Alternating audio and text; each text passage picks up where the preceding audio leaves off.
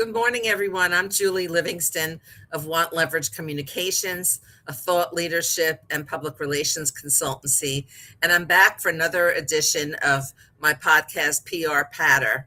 I'm really excited today because we're going to talk about one of my favorite subjects, thought leadership and finding your voice. I'm doubly excited to welcome my guest, Maria Lilly. And let me tell you a little bit about Maria. She's the principal and founder of MJ Lilly Associates, a strategic marketing and communications consultancy founded in 2000. Boy, that seems a long time ago.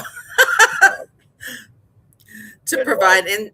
in, to provide independent, objective counsel in the development of marketing positioning strategies and customer experience solutions that best meet clients' business objectives. She's got more than 30 years of experience, and she's directed functions across the marketing and public relations spectrum, from developing corporate branding and media relations outreach to content marketing and lead generation programs. She calls herself a business consultant with a focus on marketing rather than a marketer who is in business. And before founding her firm, Maria spent years in both consulting and corporate roles. She was an executive VP and general manager at Edelman Worldwide, a managing director at Gavin Anderson and Company, a VP at CS First Boston, and the director of communications at Furman Cells. She began her career working in New York State politics for a New York State senator in Manhattan, an early learning ground for finding your voice, which is our topic for today, and one that's obviously near and dear to my heart. Um, so I think that, when we talk about thought leadership and finding your voice, this is really a journey to identify and discover how you want to appear in public. Um, Whether it's an internal public that you're talking to, your employees, or an external audience like the media or other organizations. The way that leaders represent an organization really has to do with knowing their voice and how they want to come across, um, and identifying what their personal brand is. So, Maria, maybe you can elaborate on that a little bit. Sure. And thanks for the opening of my bio, which makes me sound like I've been around for 100 years, which I I think have I too, have so been. that's okay. I think I have been. And in fact, I think right now we are demonstrating our relative voices, by the way, which we could talk about later, actually. But I mean, the warm Julie and the acerbic, give me the humor, Maria, sarcastically. But again, you used a word a minute ago that finding your voice or finding a voice is a journey, and that's exactly what it is. It's not typically something that happens immediately. It happens sometimes gradually, whether it's for a business, a personal brand, or for thought leadership. But as I think, and I've tried to define it in knowing we're going to talk about this today. So, I would argue or would say that it is a journey to create a very authentic and genuine expression of your knowledge and opinions based on experience, attitudes, and your values. So it becomes really very much about, yes, the market in which you're operating, the environment which and in reaction to that, and your customers or your audience, whoever it might be. But it's also going to be personal to you. So it's forces that come together to create your voice. And again, like I said, it's gradual, not immediate. Usually, it takes time It does take time to cultivate that and to really mold it and to shape it. shape it. Yeah, Mhm. so that it's really on point. Yep, yep. And I think you want to keep, that genuine quality of it is so important because that that really communicates your believability and your credibility, Oh yeah, right? absolutely. I mean, authentic, I think, was the word of the year 2 years ago or something, Yeah. right? And unfortunately, I think it's become a little overplayed. And by the way, having a lot to do with AI, we'll talk about that too. But it still really is true. You want to be genuine. Having your voice, finding your voice has got to be original. It can't be, it should not be based on expectations. It should be what is truly unique and visceral to you. If you're talking about personal branding and thought in particular, because I know thought leadership is really your domain, it has got to be visceral and real to you. And that's the genuine nature of it. If you're talking about business, it gets a slightly different flavor to it. But you want to be, on one hand, with business, you want to be declarative. With thought leadership, you want to be authoritative. Again, there's a little bit of a slightly different tone there. I think I'd love to talk about the ways to get, how do you get there? How do you, I think that research is necessary, identifying who your competitors or your colleagues in the space, in a similar space, who they are, how they communicate, and what they communicate about, so that you could eventually get to the subject matter that you can own. Right.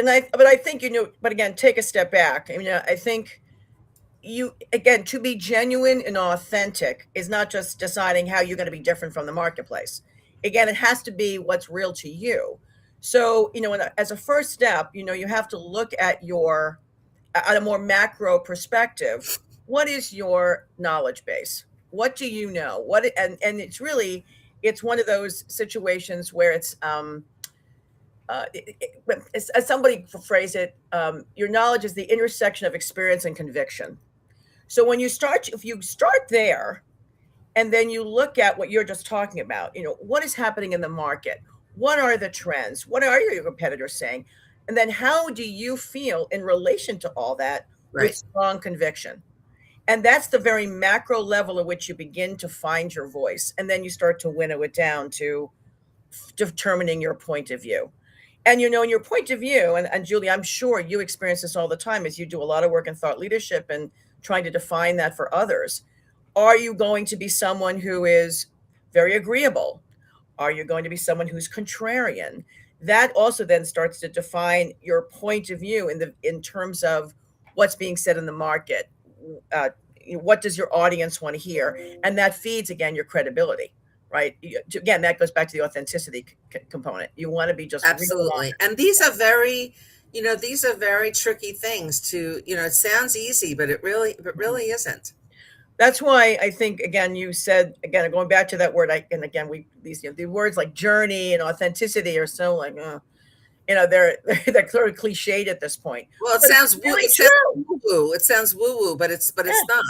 And it's not. It's not overnight. I mean, in terms of finding your voice, it can take a while, particularly when you're dealing with thought leadership. I mean, when you're applying it to like brand strategy, brand strategists take a long time to define what that voice will be. When you're talking thought leadership, it's the same thing when you're dealing with an individual, because you want to make sure that the content is something that they really are comfortable communicating, is something that they really can be authoritative on and convincing.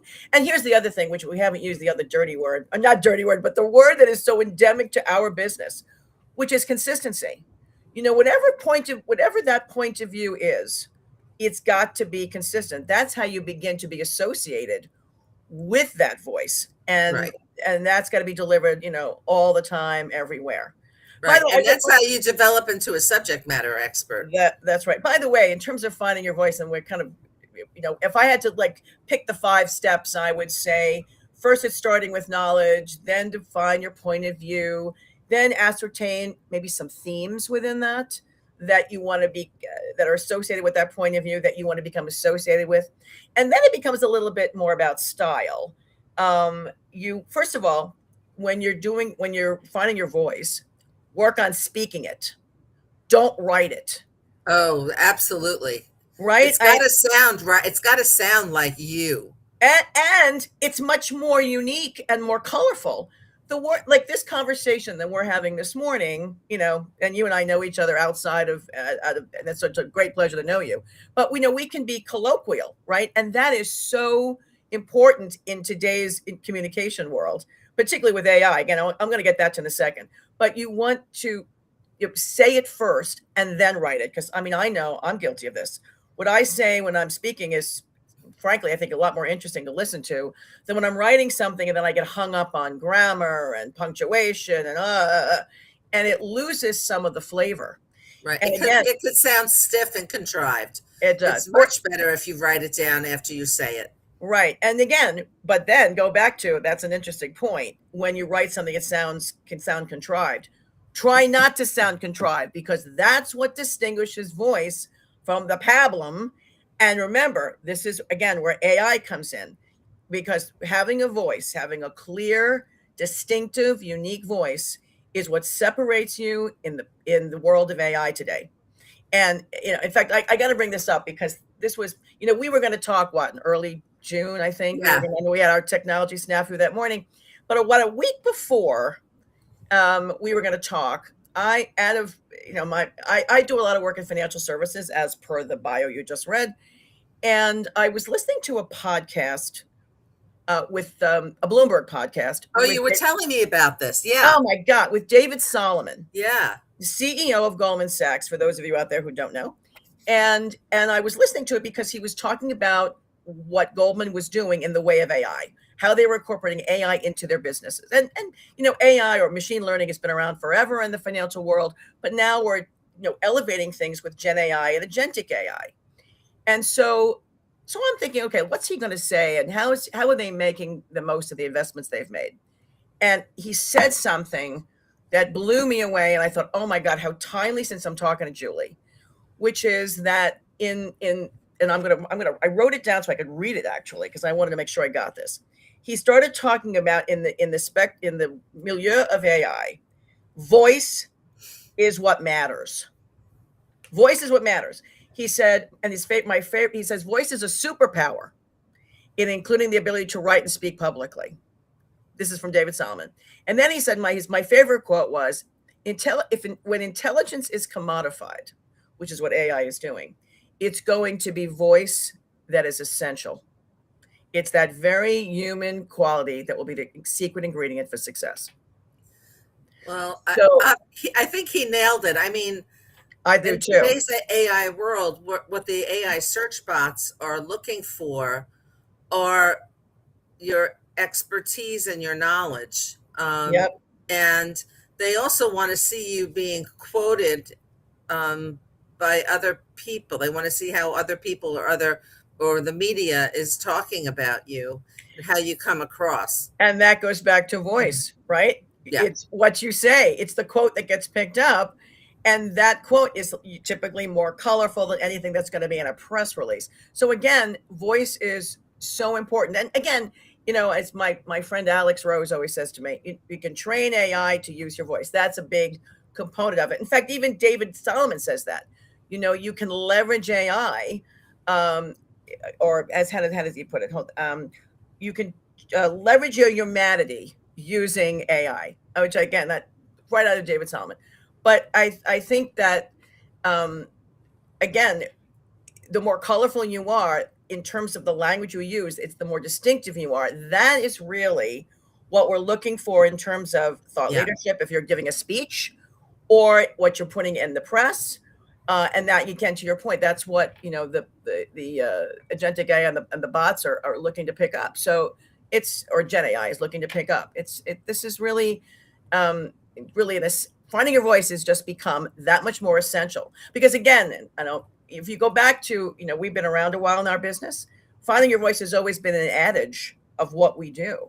Sure. But it's taken on, I think, bigger meaning in the AI world. And who would have thunk? That's what everybody was afraid of 2 years ago. Now people are recognizing it's the differentiator. So very critical. It really is. And if you are a business leader, representing a company or an organization, this becomes absolutely essential. Oh yeah.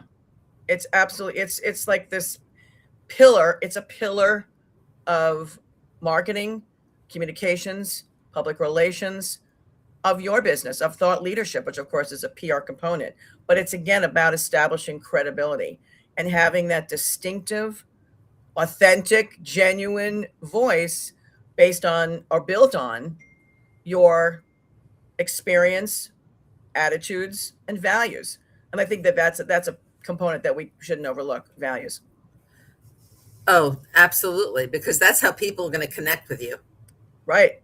And again, voice is personal to you, and there has to be that emotional connection. In fact, there's a formula, a little formula for voice, which I was picked up on. I'm not going to say it's original to me, but voice equals expertise plus perspectives plus personality.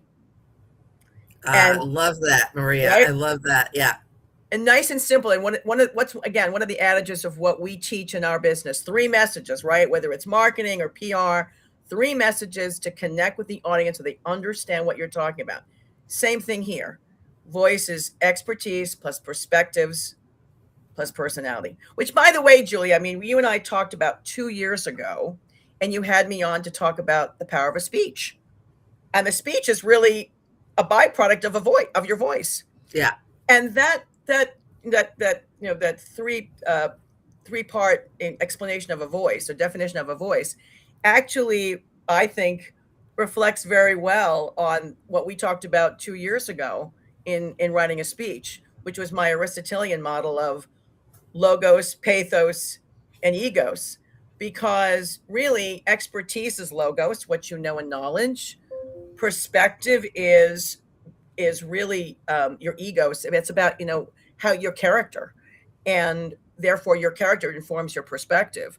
And then pathos is your personality. Sure. It's what comes through as your person. So again, maybe in the spirit of the Odyssey, Homer's Odyssey that's out there right now. I'm referencing Greek mythology or going back to the Greeks, but it's fundamental. Voice is fundamental. They knew what they were talking about. They knew what they were talking about. And in those days they couldn't get to write it. It was really all spoken most of the time. So funny how that works, right? So how does one define their point of view? How do you get very, very specific and very clear on your perspective?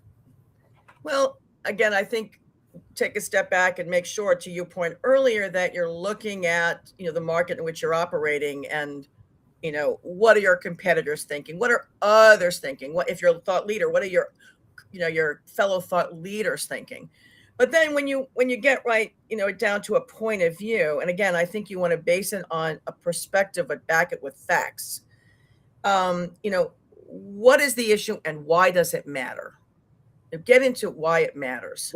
People care.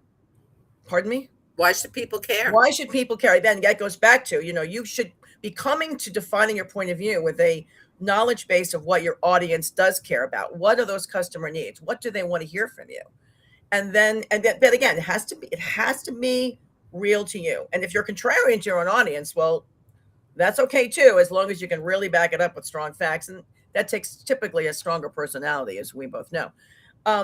But is your point of view a current concern? Is an emerging trend? Right. You could also talk about who's doing a good job on this subject, who's doing a bad job, right? And in case if you're a thought leader and you're representing a company, what is your organization doing that's doing it? Are you doing it well? Are you doing it poorly? It's defining your point of view, I think, is really building off of what is that knowledge that you've accumulated, that you've taken a look at on a macro level, and then winnowing it down to being more specific, that it has to be, again, reflective of you. Does that make sense? Oh, it makes total sense. Absolutely. I mean, for you, this is, I'm sure this is exactly what you do when you're building a thought leadership camp. Yeah. Right. Thought leadership with one of your clients. Yeah, absolutely. And it takes getting to know them too. If you or I are hired to do this kind of work, you sort of can't do it in 5 minutes. It takes time to get to know the client and really understand what, who they are as a person, how they want to come across, right. And what they can solidly, talk about. Again, I hate to go back to that word of the hour, but it is a journey. It is a process. It is not, finding your voice is not an overnight sensation. It can take a time. You might tweak it and change it along the way, because it has to be, to your point about working with that leader, it has to be visceral to them. And if it's not, it won't come up. It won't be genuine. It won't be authentic. It won't be credible. You really have to just spend the time with someone to figure out, yes, they have to do the work of saying, what do I really know, and what is my conviction? Because again, I think that word conviction is really important here. You want to be very um, you want to have a strong feeling about something. I mean, I know, you know me, and I'm someone who has strong convictions, right? So, it's a, for my voice. In fact, we should talk about this, right? My voice, again, I think if I had to pick a topic that I would like to talk about from finding my voice, it would probably be about the customer experience these days, because it really varies so much based on who Sure. you are, right? And I'm sort of horrified that, I have aging parents, and I'm seeing how they're completely left out of the customer experience. So that's something I would like to talk about. I'm flabbergasted that, Gen Xers, which are, right smack in the middle of they lead spending, and yet they're feeling like they're being ignored by brands. So my God, the customer experience, you're ignoring Gen X. Even millennials, according to the Cannes festival that ended in June, that millennials are yesterday's news. It's all about Gen Z. So I would, if I were going to start if I were going to be a thought leader on customer experience, I think I would start right there, because I Yeah. think it's got, I have knowledge of customer experience, knowledge of marketing, knowledge of messaging, and I would winnow it down to, these are the themes that I care about, which is, wait a minute, we're ignoring big segments of a population, and I can speak to that with conviction. I mean, Yeah. what about you, Julie? You have, you could talk about something like that too with thought leadership, I guess. Yeah, absolutely. I like to start with kind of what I care about. What's really meaningful to me, like what I get excited about. And then I try to winnow it down into specific subject that I Right, can that I can address. right. It's what you care about, because what you care about is what you have conviction about. Yeah. Yeah, really kind of simple, Yeah. right? In a way. Yeah. Clients could be a little funny about going through this journey because they kind of want Everything instant right away. gratification. Right. They want it right away. But to get it right, it does take time, and it takes editing, it takes being able to hear from an outside person like us, how they come across, and what their best platform can be. Right. That's exactly right. And, again, we've been, you and I have been in this business a long time. And I've done a lot of work in the financial services industry, which is a very transaction oriented business. But in truth, PR, marketing, thought leadership, and finding your voice is a process. It is not a transaction. It takes time, and you have to make the investment to arrive at the right, what did I say earlier? Genuine and authentic expression of your knowledge and opinions. And that's really what finding your voice is. And like you said, it takes time. It's not overnight. And it's something that is so important because there are so many avenues now on which to voice your opinion, your perspective. You could be doing a broadcast like this, you could be on national television doing a print or digital media interview. You could be writing a blog. You could Which be all, by the contributing. way, gets shared and gets syndicated Right, and right. replicated. So, you and I are live right now, but this will be available later. I may reshare this to my audiences. And you're right. It's nothing lives in a vacuum. No. So having a voice is very important to ensure that it goes out into the great beyond and beyond that. It's quite extraordinary, really. But again, I think and again, you and I are so much on the same page here in terms of the importance of it being personal and authoritative and consistent. Um, and again, I can't overemphasize the need for it to be original. I think that I think there's I imagine you've experienced this, and I know I have with clients in the thought leadership space. There can be sometimes a reluctance to be a little different. because there's, within their organization, they're concerned to how that may be viewed or how their leadership may view them. But But that's really how they'll stand out. but exactly right. That's how you stand out. And I'm sure you've had clients where that was the case, that you were able to really allow them to be who they really are within the organizations that they operate in. And Yeah, that's I mean, really you have to find the right fit. You have to right. find the right balance. But I think that that's totally necessary. It's totally necessary. But again, this is where, we're talking about one of the oldest adages of our business, and it's taken on, I would say, a new spin, every pun intended, in our current environment, Yeah. because it's just got it. Finding your voice now is having a voice is important. Finding a voice that's more distinctive is even that much more important. And it's so damn human. And that's again the key to standing out within the AI world. Um, it's really, I was so happy when you asked me to talk about this, because I was like, this is really old school in a new world. Yeah, it is absolutely. And it really applies to, like, we've talked about, it applies to marketing, it applies to branding, it applies to public relations, but it really has tremendous impact on the individual. I mean, personal branding, as well as thought leadership, because that's where it really gets more distinctive.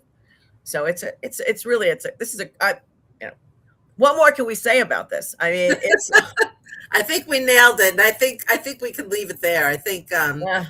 you know, I'll be writing about this based on our conversation today. So I'm just so excited to have had you on the show again, Oh, Maria. It's been too long. well, Julie, And it's always a pleasure to talk to you. how can Really, people find you? Is that on LinkedIn the best way? you can find me on LinkedIn, and you can also find me on my website, mjlilly.com. Um, and again, we didn't actually, maybe we talked about this in terms of the sort of the 5 ways to find your voice, which is, start with knowledge, define your point of view, come up with some themes, speak. But again, we end with, it's about signature style, which is your personality. And as we started this conversation, the warm and lovely and smart Julie, and the give it to him straight Lily, with her acerbic sense of humor. So if you want to find that, you can find me, yes, at mjlilly.com, with my Okay. self-effacing humor. That's where you'll find me. Well, great to see you again. And Great thanks to see you. everyone for watching. Please visit my website at wantleverage.com for more information. And let's talk about thought leadership when you're ready. So reach out to me on LinkedIn. Hey Have a great guys, day. distinguish yourselves.